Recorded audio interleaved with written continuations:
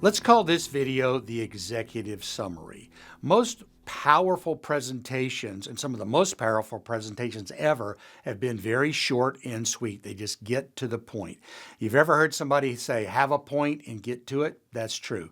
Lincoln's Gettysburg Address was only about 4 or 5 minutes long, but is extremely powerful, and it's gone down in history. They say the guy who spoke before him spoke for like over an hour. Nobody remembers his presentation. But Abraham Lincoln got up, spoke for a few minutes, very powerful, and we still remember it in history. When you read technical papers, a lot of times they start out with an executive summary.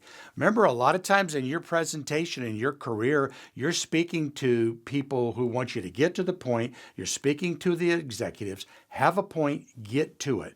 Think of your presentation as the executive summary of a technical paper. The technical paper might be 5, 7 pages long. The executive summary is just a couple of paragraphs. So think of your presentation you're putting together, well organized, straightforward, logical.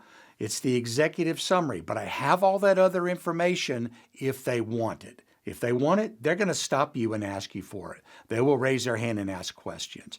Have the executive summary. Think of your presentation as that. Short, sweet, powerful.